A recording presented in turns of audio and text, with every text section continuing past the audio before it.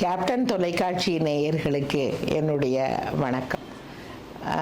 ரொம்ப சந்தோஷமான செய்தி நம்மளுக்கு இந்த வருடம் முதல்லையே நம்மளுக்கு கிடைச்சிது. என்ன அப்படின்னு சொன்னால், நம் புரட்சி கலைஞர் சகோதரர் விஜயகாந்த் அவர்களுக்கு இந்திய குடியரசு பெரிய விருதான பத்மபூஷன் உங்களுக்கு கொடுக்கப்பட போகிறது அப்படின்னு கேட்டோன்னா ரொம்ப மகிழ்ச்சி அடைஞ்சேன். அப்போ இந்த தடவை சகோதரி பிரேமலதா அவர்கள் போய் குடியரசுத் தலைவரிடம் அந்த விருதை வாங்கிட்டு வந்திருக்காரு. இந்த விருதானது அவ்வளவு எளிதாக யாருக்கும் கிடைச்சிடாது. ஆனால் நம்ம சகோதரருக்கு கிடைச்சிருக்கு. ஏன்னா அவர் கலைத்துறையிலையும் உள்ளே அவர் மதுரையிலிருந்து ஒன்றுமே இல்லாமல் சாதாரண மனிதனாக கலைத்துறையில் அத்தனை சாதனை அவர் புரிஞ்சிட்டு தான் போயிருக்கிறாரு. அதே போல் மனித நேயம் மிக்கவர். அதனால் இதெல்லாம் கவனித்து தான் அவர் இத்தனை சாதனைகள் புரிந்திருக்கிறாரு அப்படின்னு தெரிஞ்சு தான் இந்திய அரசாங்கம் இந்த அங்கீகாரத்தை அவருக்கு கொடுத்துருக்கு. அதாவது முதல்ல அவர் திரைத்துறையில் நுழையும் பொழுது கூட அவருடைய மேனியின் வண்ணம் கருமையாக இருக்கிறது என்று நிராகரிக்கப்பட்ட பொழுது கூட அவர் அதையெல்லாம் முறித்து அவர் நடனமே தெரியாது, அந்த நடனத்தையும் தெரிந்து கொண்டு நடிப்பு, அவரோட முகபாவம் இதெல்லாம் அருமையாக வெளிப்படுத்தி ரொம்ப கஷ்டப்பட்டு தான் அது முன்னேறி கதாநாயகனாக அத்தனை திரைப்படங்களை நடித்து சாதனை புரிந்தார்.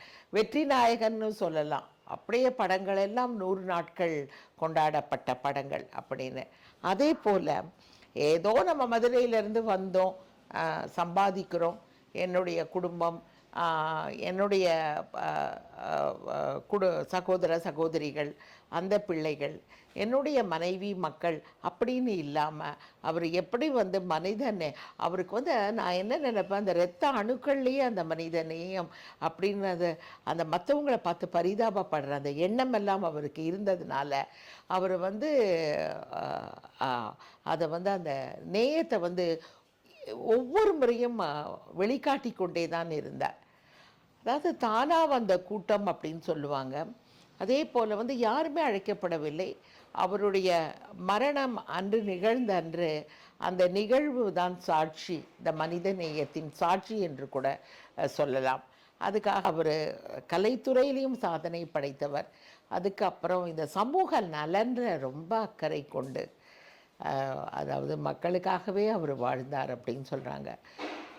அவர் இப்போ நம்ம சொல்லலாம், எங்கள் சினிமா துறையிலேயே அவர் மக்கள் திலகம் அவருக்கு இருந்தார். அவர் முதலமைச்சராக இருந்தார்.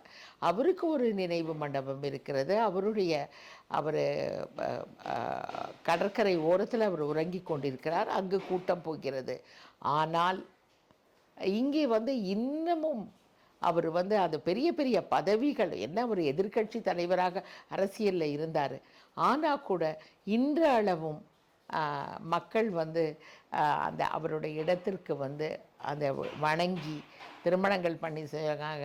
அவங்க பிறந்த குழந்தைக்கு அங்கே பேர் வச்சுக்கிறாங்க. நிறைய விஷயங்கள், சுப காரியங்கள் நடந்து கொண்டே இருக்கின்றன.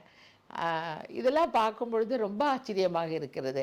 அப்போ அவர் நம்ம தமிழக மக்களின் உள்ளத்தை எவ்வளவு கொள்ளையடிச்சிருக்கிறார் அப்படின்றது தான் இதற்கெல்லாம் சாட்சி சொல்லலாம்.